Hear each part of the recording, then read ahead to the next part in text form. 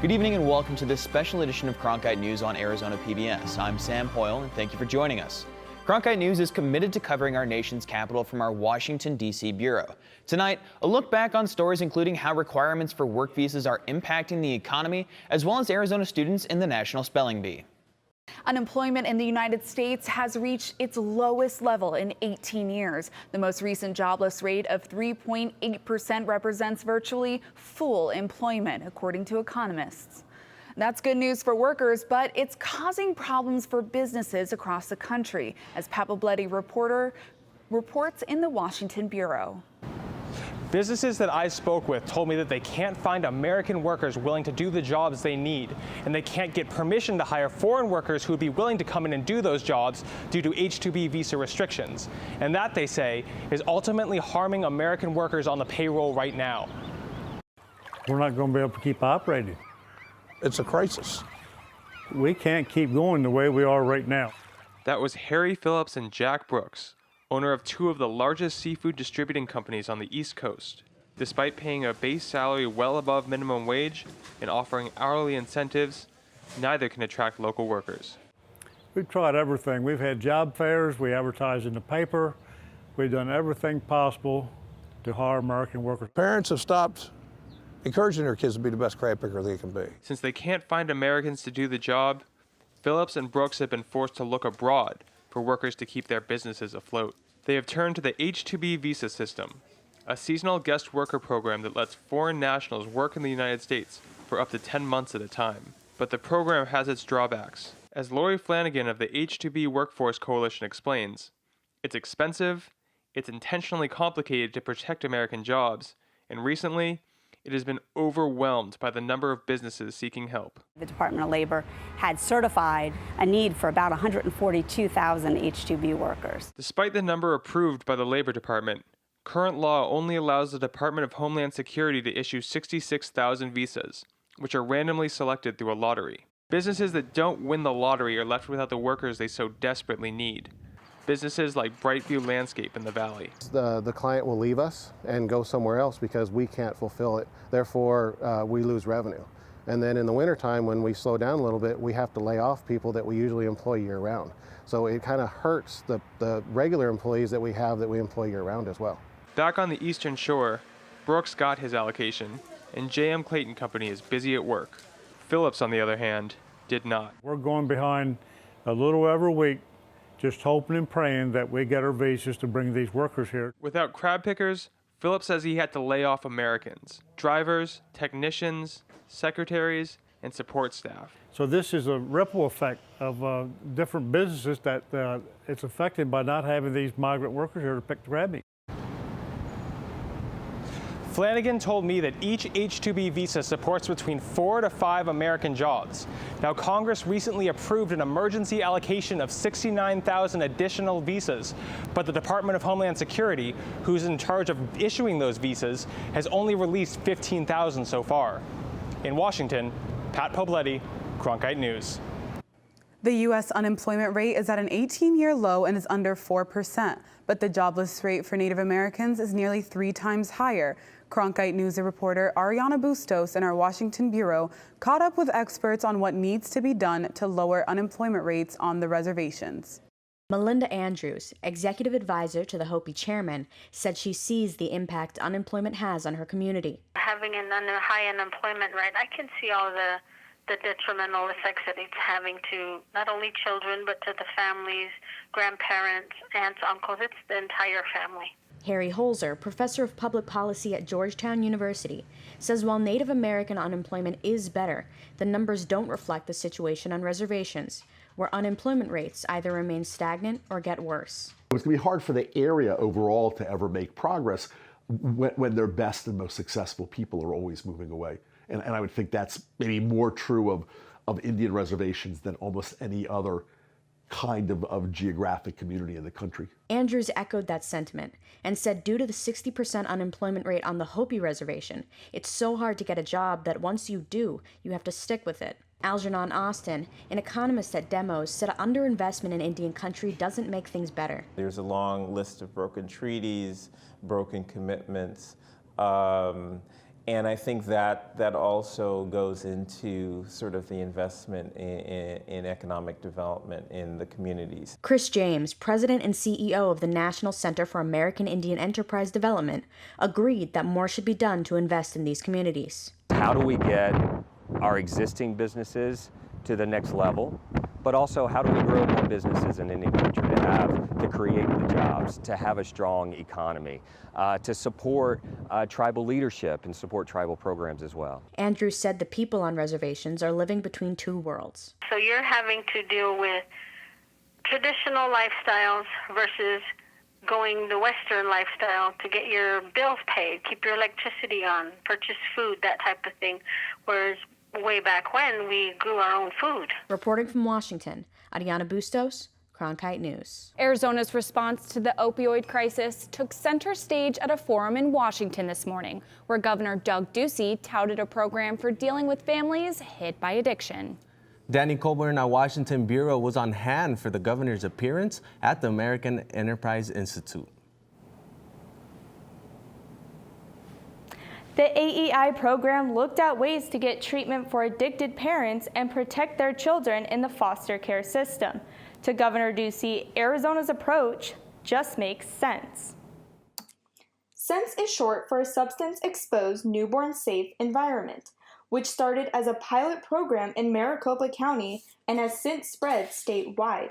The goal of the program is to keep kids and parents together, even if the parents have been found with drugs. In the past, if a parent who gave birth to a baby with illegal substances in their system might have expected to have that child removed immediately and returned after sobriety had been achieved. But we felt this could force parents to choose between their children and getting help. And he said it's working. 9 in 10 families in Maricopa County who finished the program had no reports with the Department of Child Safety 6 months later. Ducey concedes that keeping families together may not be the right call in all cases, which is why he stressed the importance of churches and community members stepping forward to help out, either as a volunteer or a foster family. We've made some progress fighting the opioid crisis in Arizona and keeping children and families together, but we know these fights are far from over. Another speaker, Harvard Law professor Elizabeth Bartholet, said that she believes the best approach is often to remove a child from homes where drugs are present. But Bartholet, who runs the child advocacy program at Harvard, credited the Arizona program for requiring treatment for parents. Also addresses drug issues, which are absolutely central to the abuse and neglect problem. The census program is just one effort in a broader state program to fight the opioid epidemic, a fight Ducey said is starting to see results. He said Arizona has already seen a 33% drop in opioid prescriptions and a 60% decrease in patients, quote, doctor hopping, but there's still a long way to go. You want to find loving foster homes or adoptive homes, and ideally, if you can find sobriety for the mother, that's an even happier ending. The numbers back up what Ducey said. Since June 15th of last year, there has been 1,280 suspected opioid deaths and more than 8,200 suspected overdoses, according to the State Department of Health. In Washington, Danny Coble, Cronkite News. Cronkite News is dedicated to covering the opioid crisis in Arizona and nationwide. You can watch our documentary Hooked RX, From Prescription to Addiction, and help find resources for getting help online at hookedrx.org. Hundreds of deaths, thousands of overdoses, millions of pills. The numbers surrounding the state's opioid epidemic can be mind-numbing. But one company thinks it's found a way to take those numbers and more and use them in the fight against the epidemic. Danny Coble has a story from our Washington Bureau. It's 2018 and we're still talking about the opioid epidemic, but some companies want to use a different approach to combat the issue. That approach leans on technology. At a Capitol Hill demonstration today, SAP Software Solutions demonstrated how data gathered from multiple government reports can be presented in one easily accessible dashboard that shows just how big the opioid epidemic is. And so this is a technology base, a data-driven technology base to help understand and find the root causes of some of these challenges that we have in the opioid domain. That may sound simple until you consider all the data policymakers have to decipher. Everything from crime to preventive efforts, from the type of drugs being used to overprescribing, not to mention addiction and overdose numbers. The dashboard can put all of that into one place. The technology known as a purpose-driven framework launched about a month ago. While it is still targeted at the opioid epidemic, the company says it can be applied to any set of problems from homelessness to social services. Framework can be applied to any problem, and it's about bringing the right technology platform to harness information in a new, powerful way. Developers said it would be up to each state to determine how or if to use the software. So Governor Ducey has a very strong position on this. We have talked with the governor at a very high level. We have not instituted anything with Arizona specifically, SAP that is, but I know the governor and his staff are actively working this issue. Governor Ducey in January laid out a multi-point plan to address opioids, an epidemic that has led more than 1,300 deaths and more than 8,200 suspected overdoses since last June, according to the state health department.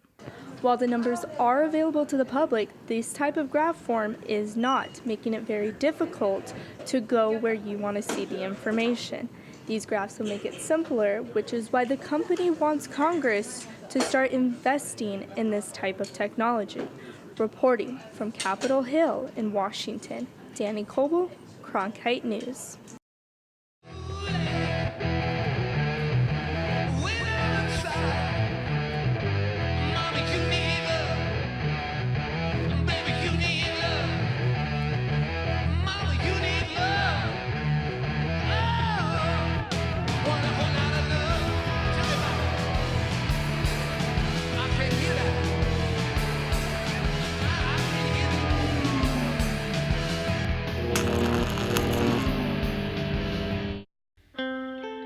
As journalists at Cronkite News, we report on stories that matter to you by focusing on the local impact. We dig deeper and work tirelessly to keep you informed. Live in Wickerburg. Live in Los Angeles. In Cleveland. In Washington. In Louisville. From Jerusalem. Live in Philadelphia. From around the world to right here in Phoenix. At Cronkite News, we report the facts and stick to the truth. Now, years after a bakery refused to create a wedding cake for a same-sex couple, the Supreme Court rules in favor of the Colorado bakery owner. In 2012, the baker said he would not make the cake because it went against his religious belief. Cronkite News has team coverage from the nation's capital to Arizona. We begin with Pat Publetti in our Washington bureau. In one of its most highly anticipated decisions of the year, the Supreme Court ruled today that a Colorado baker cannot be forced to make a wedding cake for a same-sex couple, a decision he says would violate his deeply held religious beliefs. Both sides on this issue believe that this is far from over, though.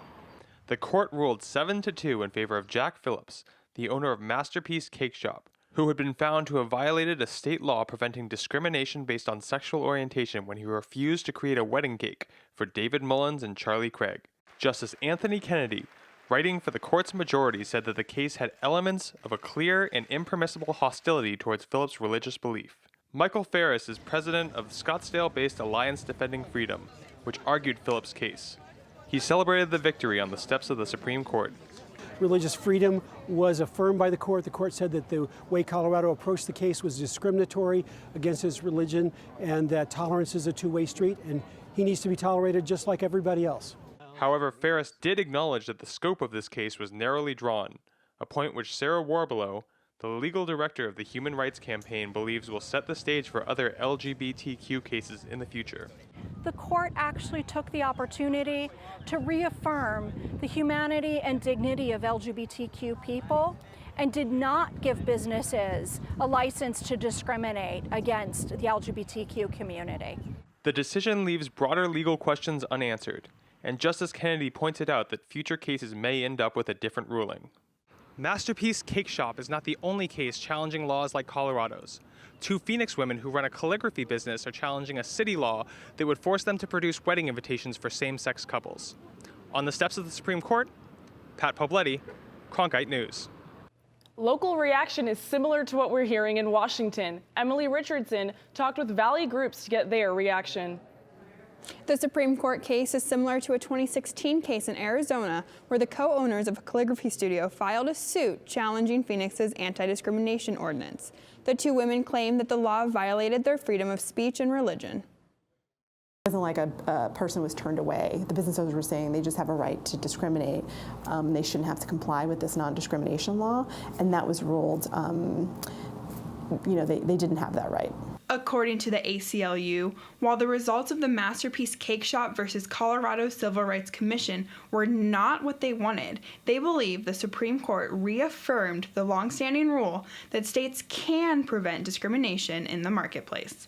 ASU law professor and expert in freedom of religion and constitutional law, Paul Bender, says it's clear the Supreme Court is saying you cannot discriminate against gay couples if there is an anti-discriminatory law in your state. This guy was not just refusing to do business with a gay couple. He said, I'll sell you anything in the store, but I don't want to make a custom wedding cake for you. That raises, the court says, I think, and I think they're right, a difficult question of balancing his religious freedom against the state's desire not to have gays discriminated against. Bender also says that this ruling does not mean anything for future cases similar to this because it's specific circumstances with the Colorado court acting hostile towards the baker's religion. However, Kevin Patterson with Equality Arizona says this case proves the importance of increased federal LGBT rights. I think the best way to remove all bigotry and all forms of discrimination would be to have something at the federal level that protects all the way across the country. We reached out to the owners of the calligraphy studio in Phoenix, but they did not respond. Currently, members of the LGBT community are not protected in Arizona's statewide anti-discriminatory law. In the Broadcast Center, Emily Richardson, Cronkite News. Twitter is one of President Donald Trump's favorite ways of communicating. But does that communication have to go 2 ways? And does that apply to politicians other than the president? Pat Pobletti in our Washington bureau has a story of that free speech debate. A federal judge ruled that President Donald Trump violated the First Amendment rights of 7 Twitter users when he blocked them from viewing his real Donald Trump Twitter account. Do those same restrictions apply to members of Congress? Experts disagree. Representative Paul Gosar of Prescott is currently being sued by the Arizona chapter of the American Civil Liberties Union for blocking 2 constituents on social media. Due to the pending lawsuit, Gosar's office declined our request for comment. ACLU attorney Darrell Hill says that Gosar has infringed on the rights of his clients to express opposing viewpoints. He believes that the First Amendment prohibits public officials from suppressing speech on the basis of the speaker's viewpoint, and that the decision regarding President Trump applies to all public officials.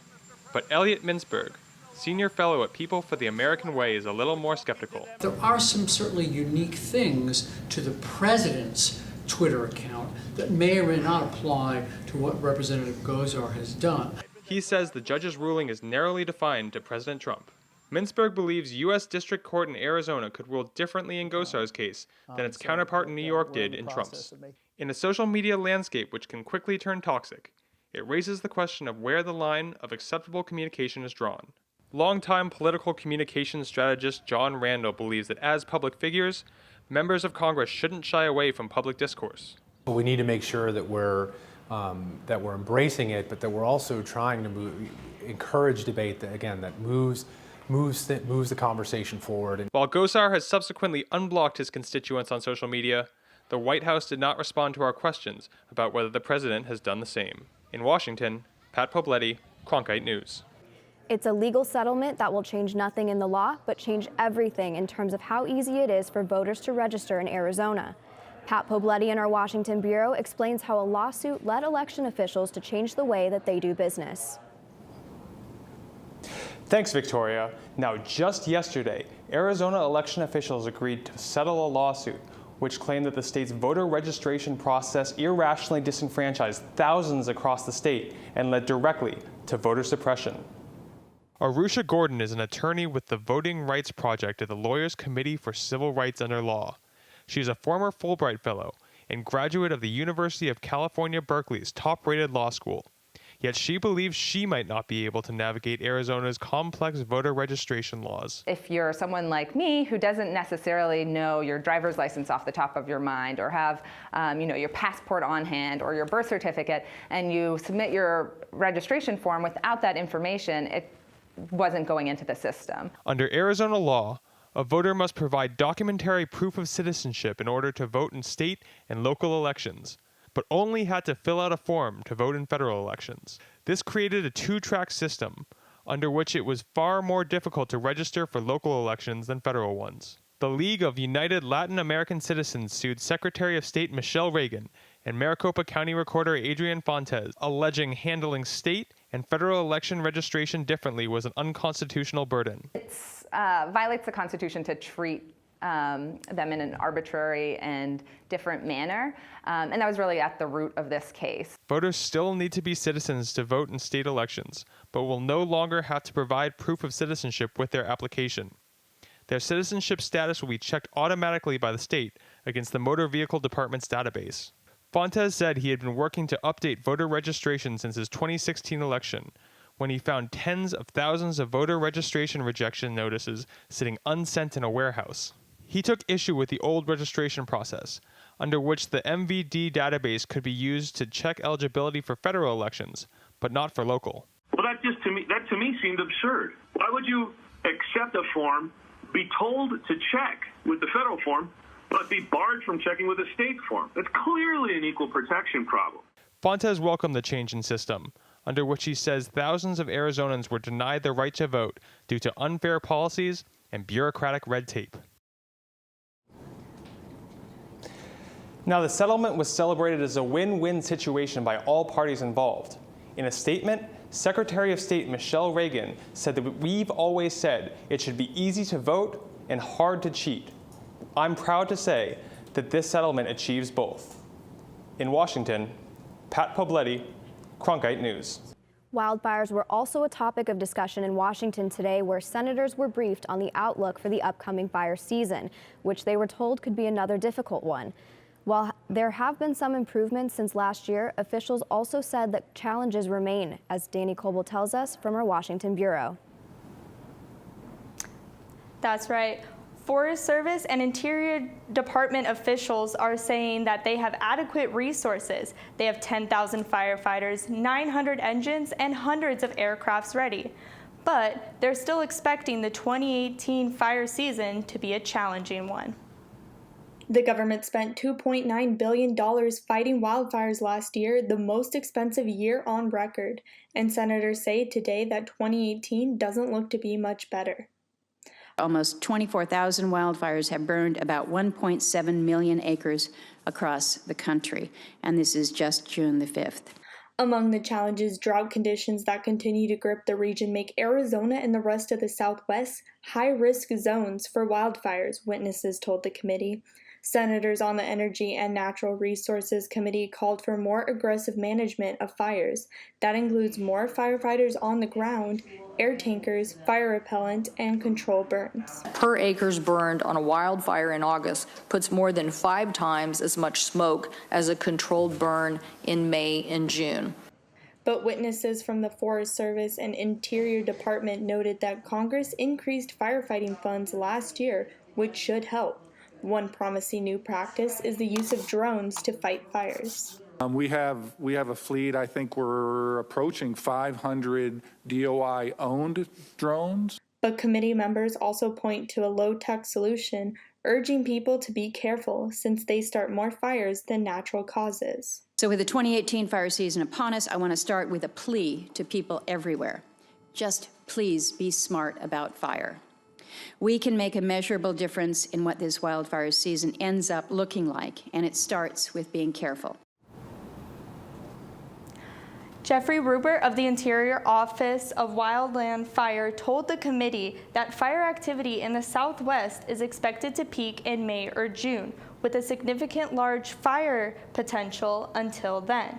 In Washington, Danny Coble, Cronkite News. It began with the Roaring 20s and, except for a few years during wartime, has been an annual tradition for students from around the country, competing in the Scripps National Spelling Bee. Danny Coble in our Washington bureau was on hand for the start of this year's competition. 8 Arizona students today arrived at National Harbor to take on the 3-day nerve-wracking Scripps National Spelling Bee. Pastrella. Pastrella. Pastrella.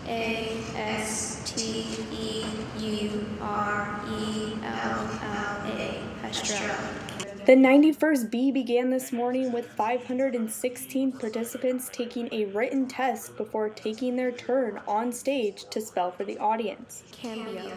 C-A-M-B-I-O. Cambio. Contestants got only one word in this round to misspell it and you're out. Some of the words were challenging.